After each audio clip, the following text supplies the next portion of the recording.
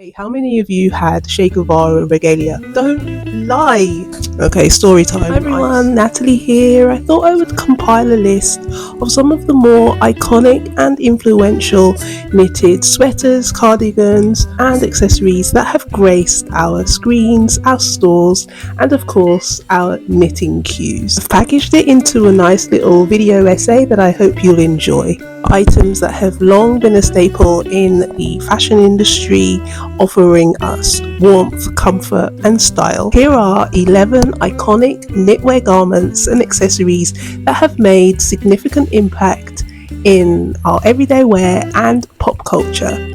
I've also included knitted patterns if you wanted to recreate some of your favorite looks. In no particular order. At number 11, we have the cabled fisherman's sweater, or the Arran jumpers. The Arran is named after the set of islands off Ireland's west coast, where it was first created many generations ago. The Arran Islands are located at the mouth of the Galway Bay on the Atlantic Sea, and are where fishermen and farmers dwelled and worked together. An Arran myth is that each stitch design represents a family name. This is so that if a fisherman was lost at sea, they would be able to identify the body by the stitch design. Although an interesting myth, it is yet to be proven fact. Known for its thick cabled knit patterns, this sweater is perfect for cold weather. Notable examples include Chris Evans in Knives Out, Marilyn Monroe in Let's Make Love, both Harry and Sally in the movie When Harry Met Sally, and more recently spotted on Tyler the Creator, and so on. Arrans have been sold for generations as part of both classic, high-end and low-end fashion collections. If you want to try your hand at knitting your own Arran cable sweater, patterns like the unisex cable sweater 9465 by Hayfield, or I would probably opt for something like the Telluride Arran by Amy Herzog, as it's a bit more feminine looking with the cables only on the front for fear of the sweater being a bit too bulky. That one's cute.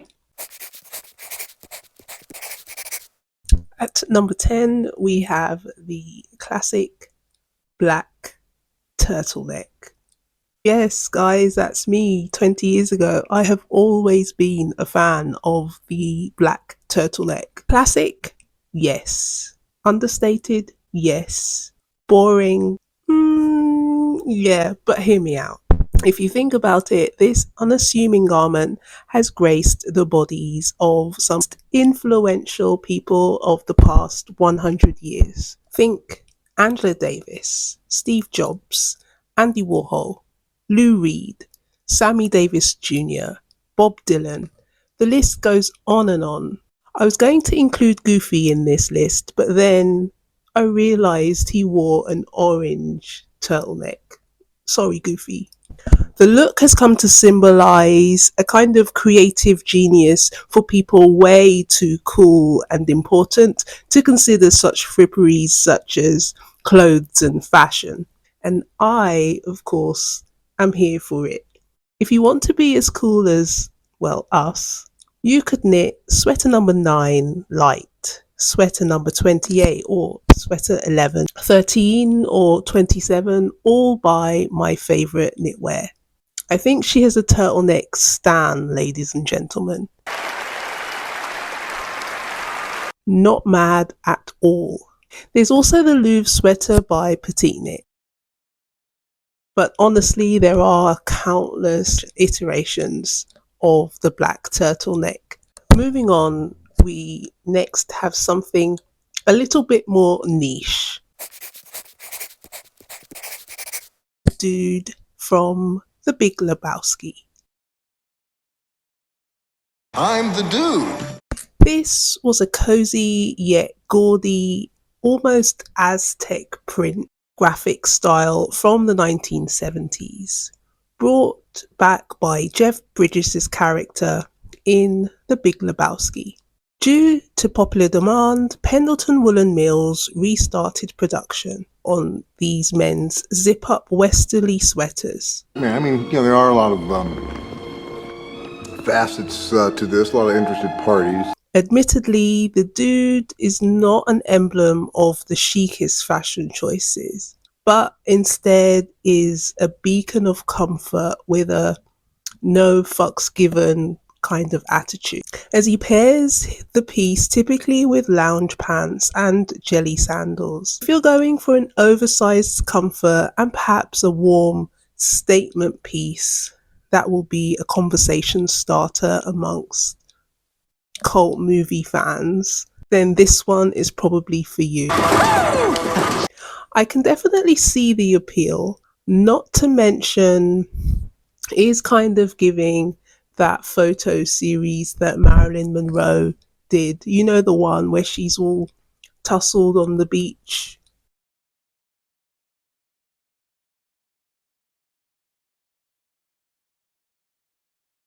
The most similar pattern that I found is the Knitting Dude by Angela Rangel. And get this, I also found a baby version called The Little Dude by the same designer. I can't with the cuteness. I'm the dude. The Monroe Beach cardigan replica is by Donielle Oliver Chauvet. And don't you dare say I never give you anything. Number 8, we have the Pussy Hat. In January 2017, the Pussy Hat, a knitted pink hat, became a global symbol of female solidarity and collective action. Known as the Pussy Hat, it was worn by as many as 500,000 people who took part in the march in Washington, D.C. The Pussy Hat aimed to turn the march into a sea of pink, creating a striking visual statement of solidarity for women's rights. An estimated 4 million people took part in sister marches in over 600 cities worldwide on the same day. There is now a Pussy Hat as part of the permanent collection of the V&A Museum in London. It was originally entered as part of their Rapid Response Initiative as a way to document important current events in design, architecture, and technology. Originally knitted by Jana Zweiman, who co-founded the Pussy Hat Project as a way to protest against the Trump administration after that recording. Something about grabbing people by the feline companions. Hence the pussycat-like design of the hat. 3 patterns of this hat are available on the pussyhatproject.com website, or if you wanted to knit it in the round, it's also available from Lauren Sperber on Ravelry, also free. At number 7, we have the Breton stripes. Originally white with navy stripes, this formed a seaman's uniform in Brittany, northern France. Made famous by Coco Chanel, it has come to be a steadfast classic for a clean and neutral wardrobe. Yes, we have seen the it stars like Audrey Hepburn and Brigitte Bardot sport their own iterations of the Breton stripe, but personally, I think there is just one person who I think is the embodiment of the Breton stripe, and that is Jean-Paul Gaultier.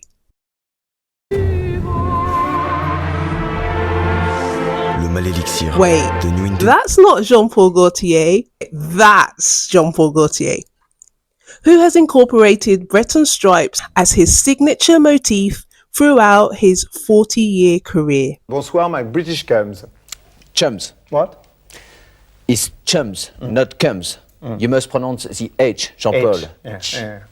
Like cheese. Cheese. If you would like to knit your own Breton stripe, you can check out Petite Knit's Marseille sweater or The Breton by Jared Ford.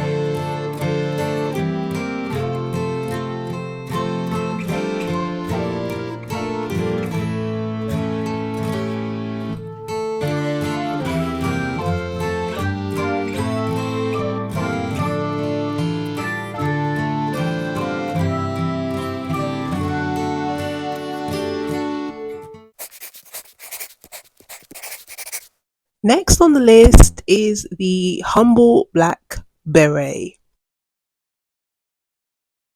Not typically knitted, but felted, and not always black, but it's my list, and to me, the black beret is the most iconic. Sorry, Prince. Synonymous with the military and co-opted by revolutionaries such as Che Guevara. Hey, how many of you had Che Guevara regalia? Don't lie. Okay, story time. I'm so glad I grew up in the 90s before we had social media and pictures of ourselves as teens and immortalizing the choices that we made before our prefrontal cortex had fucking fully developed. Because when I was a teenager, I used to dress like I was in the military all the time. I even owned one of those ribbed sweaters with the nylon patches on the elbows and the shoulders like security guards wear. Yes, I wore that. Like, why? And of course, popularized by the Black Panther Party. The Black Panthers strategically chose a uniform to starkly contrast the typical dress of the civil rights movement, which was akin to an African American's Sunday best. Demure, classy, and well groomed. The Black Panthers wanted a stronger look to symbolize the fight they faced and to challenge the respectability politics of the day. I wanted to include the beret in this list for such a soft, simple accessory. It has come to be a classic, cool and iconic statement piece, adopted by some of the best dressed in popular culture, from revolutionaries, pioneers, civil rights activists, the French, and of course, international style icon Rembrandt. Let it be known that I too would like to thank Beyonce. And if you wanted to create your own beret formation, popular patterns include the Pip and Stalk beret that I model here before you by Albiona McLaughlin. And I think James N. Watts has a pattern and doubtless many others. Okay, so up next, as a British person, it would be terribly remiss of me to not include something that is quirky and quintessentially British. Now, I debated between a Harry Potter knitwear pattern or Doctor Who.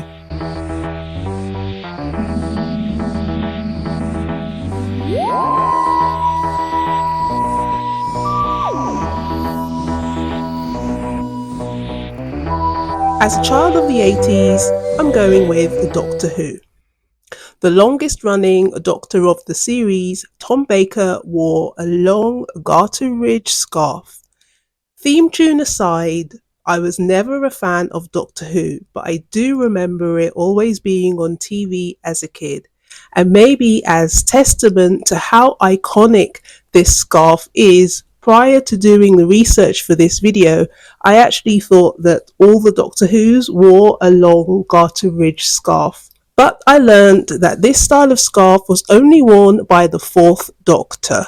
The colour palettes vary, but always bright blocks of colours. I think most crafters have knitted something very similar to either practice their craft or to use up scraps.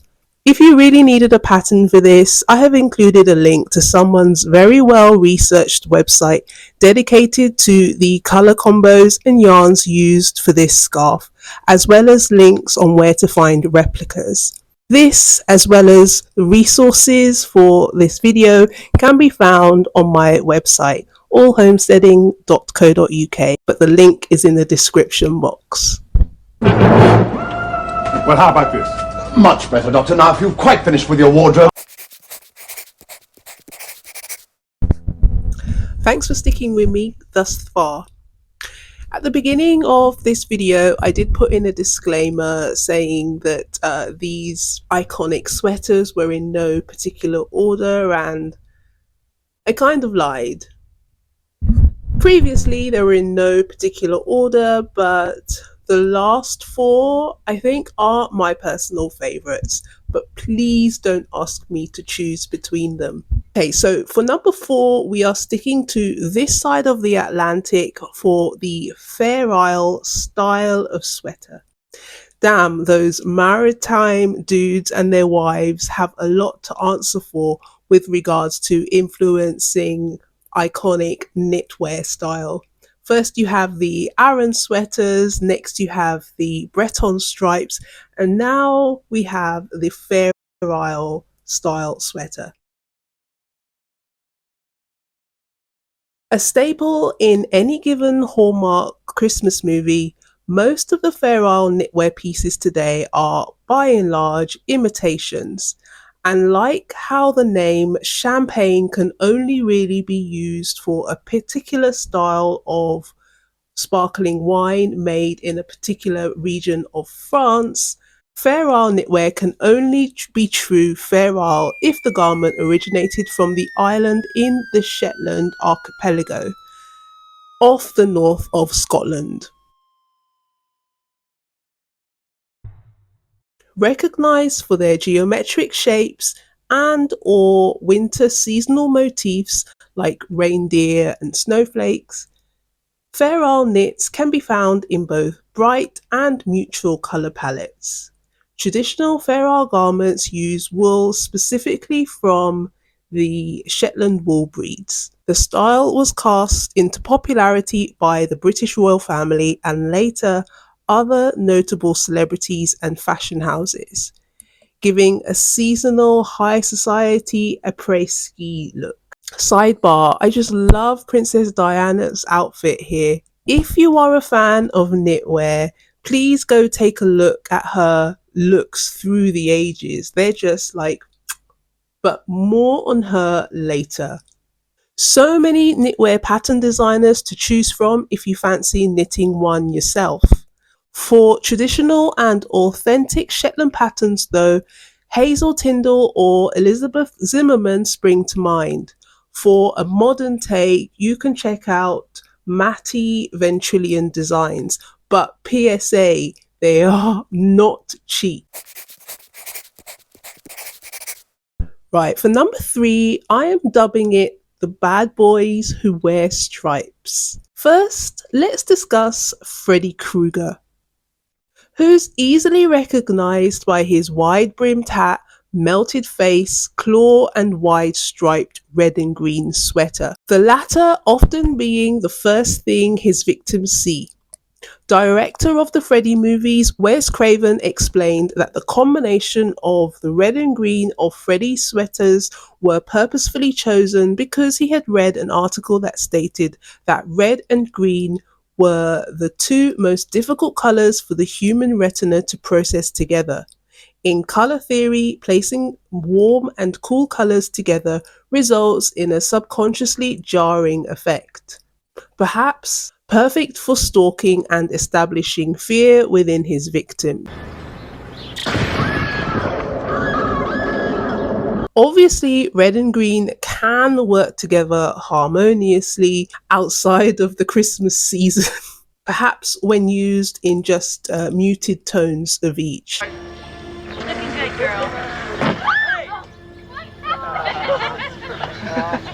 What's going on? Hey, I'm not doing this. I'm not doing this. What's going on with the window? Next we have Dennis the Menace. I originally thought of the British version, the annoying punky dude who kind of reminded me of Sid Vicious from the Sex Pistols, with his black spiky hair, who wore a red and black sweater from the Beano comics. But in my search, I also found the US version of Dennis, but I actually didn't know that he was called Dennis the Menace also, you know, the one of Mr. Wilson's fame. Dennis.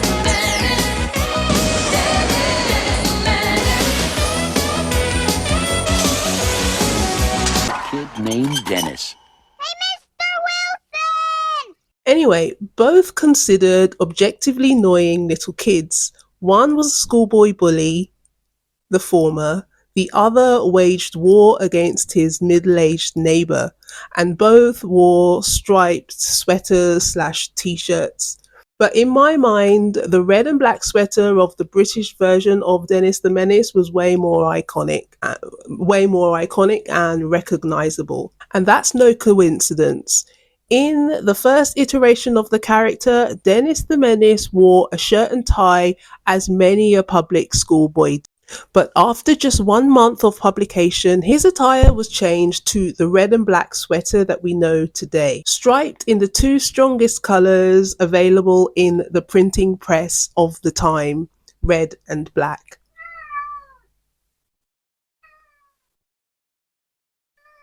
Hi. To celebrate 70 years of Dennis the Menace, the lore of Dennis's jumpers can now finally be revealed. Beano Publishers stated, "In the yarn of awesomeness, Dennis reveals that his jumper belonged to his great-great 100 more greats grandfather, also called Dennis naturally, and was knitted by the ancestor's gran, who was a friendly witch. Using spider wool infused with special red and black magic potions, she knitted the jumper with her wands to create an awesomely powerful, if slightly itchy jumper. Now we know why Dennis has come through so many scrapes and escapades, mostly unscathed. His magic jumper." I could include Wally or Waldo in here too, because he's annoying as, but I couldn't find him. Okay, I'll play. Go find him. Time's up, Wally watchers. No pattern for any of these guys, cause it's a striped knitted sweater. Number 2 on my list smells like teen spirit. Spirit of the 90s, nostalgia, and yes friends, grunge. Popularized by Kurt Cobain, the genre's poster boy. Like Princess Di, he also wore a lot of iconic pieces of knitwear, namely the khaki green oversized acrylic mohair blend cardigan he wore during the famous MTV Unplugged session. If you put in Kurt Cobain on Google, his cardigan yields the 3rd overall result. 5 years ago, this cardigan sold for $334,000 US, or 260,000 UK pounds at auction at the Hard Rock Cafe in New York, making it the most expensive piece of knitwear ever to be bought at auction. You can buy a 3-bedroom house in the UK outright, like sans mortgage. Grunge style, ironically, was intended to be quite casual, anti-consumerist, timeless, and very laid back. Emphasis on thrifting, hand-knit items styled with ripped jeans, boots, or Dr. Martens. The uniform for many and has enjoyed many resurgences today, but almost always featuring oversized knits. If you want to try your hand at some grunge-inspired knits, think knits your granddad would like. Or just take any of the items on this list, but make it oversized, and bonus points if it is in a sludgy color palette. If you did want to try knitting a cardi like Kurt's, you could try the Puro cardigan by Rui Yamamuro. I find that it has the same kind of slouch shape as the cardigan worn by Kurt Cobain. Pal, that's the worst fucking sweater I've ever seen. It's a Cosby sweater. A Cosby sweater. Did Laura let you leave the house like that? Because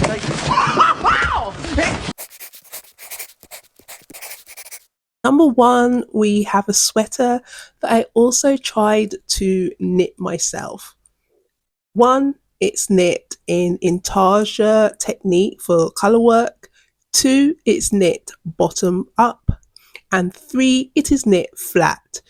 3 of the least favorite techniques of mine to knit a sweater. But Natalie, what is this sweater design, you may ask? It is none other than Princess Di's iconic black sheep sweater. In 1981, 4 months after the princess announced her engagement to the now King Charles III, she attended a polo match wearing this distinctive, now iconic, bright red crewneck sweater by a small knitwear company called Warm and Wonderful. Warm and Wonderful started their business selling hand knits at Covent Garden Market in London just a few years before that, in 1979. The press lapped up this sighting of Diana wearing this fun but somewhat symbolic knit and catapulted the brand, who have now become known globally for their sheep sweaters. The design features one black sheep surrounded by white or cream sheep all over the sweater. Looking back at this early adornment of what is a quirky piece of knitwear, told us perhaps how Diana felt entering the establishment of the royal family. Perhaps it even foreshadowed her tragic demise somewhat 16 years later. If you fancy knitting your very own Diana Black Sheep sweater, there is a free pattern available on Ravelry by Sally Muir and Joanna Osborne, the original designers of the original sweater by Warm and Wonderful. So it is the original pattern.